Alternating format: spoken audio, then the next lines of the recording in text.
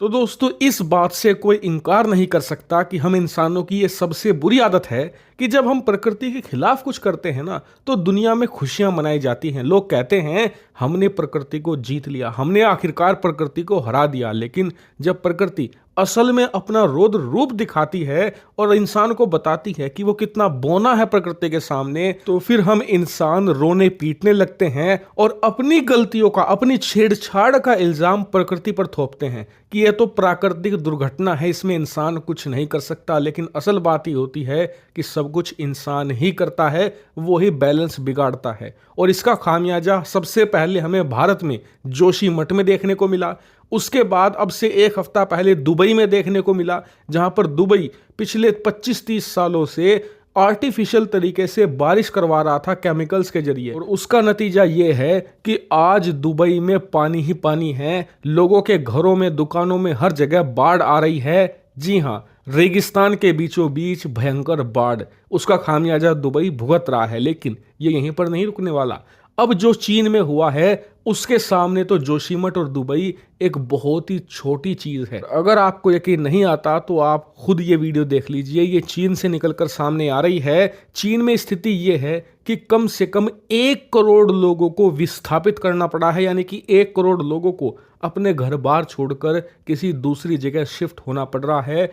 1 लाख से ज्यादा घर तो पूरी तरीके से नष्ट हो चुके हैं। इतनी भयंकर बारिश और बाढ़ आ गई है चीन के दक्षिणी इलाकों में। और ये बाढ़ आने का जो कारण है ना, वो सुनकर आप कहोगे कि अपनी जिंदगी में मैंने आज तक ये कारण नहीं सुना किसी देश में बाढ़ आई हो और इसका कारण ये हो। यकीन नहीं आता? मैं आपको बताता हूं। दरअसल इस बाढ़ आने का कारण ये नहीं है कि चीन ने जो नदियां हैं वो ऐंठ दी हैं, मतलब कि नदियों की चौड़ाई कम कर दी हो, या फिर बारिश ज्यादा हो गई हो, या फिर जो डैम का पानी है वो ज्यादा भर गया हो, उसे अचानक से रिलीज करना पड़ा हो। ये कोई भी कारण नहीं है बाढ़ आने का। दरअसल चीन में जो ये बाढ़ आई है इसका कारण है चीन में नदी का ऊपर जाना और जमीन का नीचे आना। नहीं समझे? दरअसल हुआ यह है, जैसे कि आप स्क्रीन पर देख भी सकते हैं, कि चाइना तेजी से डूब रहा है। मतलब चाइना की जो जमीन है वो कई फुट हर साल जमीन में धंस रही है। कैसे?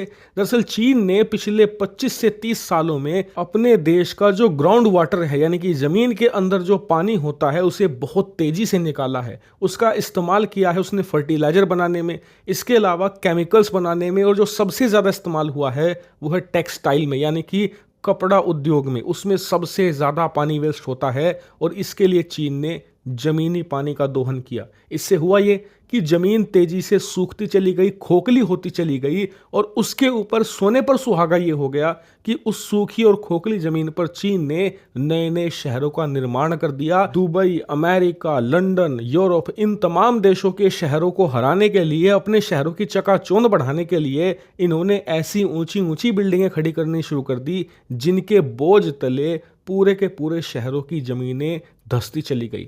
और इसी का परिणाम यह हो रहा है कि चीन की नदियां तो ऊपर हैं लेकिन जमीन तेजी से धंस रही है। इसीलिए बारिश भले ही थोड़ी हो, लेकिन जैसे ही थोड़ा सा नदी का पानी भी ओवरफ्लो होता है ना, तो वो तुरंत शहरों में पहुंच जाता है। और बहुत ही कम बारिश में भी चीन के शहरों में 10-10, 20-20 फुट ऊंची जो बाढ़ है वो आ जाती है। और इसीलिए आपने देखा होगा कि पिछले सिर्फ 1 साल की मेरी आप चीन से संबंधित सारी वीडियो देख लीजिए, आप पाओगे कि चीन में पिछले 12 महीनों में ये पहली बार नहीं आई है, कम से कम चौथी बार ये बाढ़ आ चुकी है। इसके अलावा कई इलाकों में सूखे भी पड़ चुके हैं। चीन के वो इलाके जो पिछले 1000 से भी ज्यादा सालों से अपनी ग्रीनरी के लिए, अपनी खेती बाड़ी के लिए जाने जाते थे, उन इलाकों में पिछले 3-4 सालों के अंदर ही इतना भयानक सूखा पड़ा है कि खड़ी खड़ी फसलें बर्बाद हो गई हैं।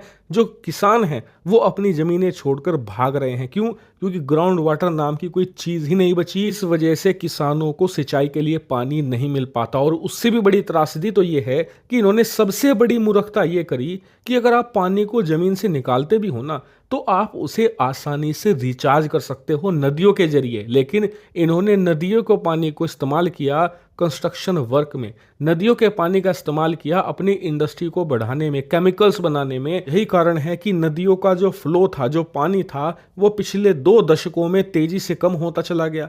इसी वजह से जो ग्राउंड वाटर था उसे रिचार्ज होने का समय ही नहीं मिला, उसे पानी ही नहीं मिला कि वो दोबारा भर सके। इसी वजह से इनके यहाँ पर ग्राउंड वाटर इतने लो लेवल पर जा चुका है कि अब नदियां या बाढ़ भी ग्राउंड वाटर को अब रिचार्ज नहीं कर सकते। इसीलिए कहा जा रहा है कि आने वाले एक दशक में चीन के आधे से ज्यादा शहर सूखे, बाढ़, इन तमाम चीजों की मार झेलेंगे। और सबसे बड़ी डिजास्टर की बात यह कि लोगों को पीने का साफ पानी भी नसीब नहीं होगा। मेरे हिसाब से ये हमारे लिए एक बहुत बड़ी सीख है, क्योंकि भारत भी नेक्स्ट जनरेशन की एक इकोनॉमी बनने जा रहा है। हमें भी इस बात का ध्यान रखना होगा कि डेवलपमेंट और अपने देश की अर्थव्यवस्था को तो हमें सुपर रफ्तार से आगे बढ़ाना ही है, लेकिन इस चक्कर में अपने देश को हमें बर्बाद नहीं करना।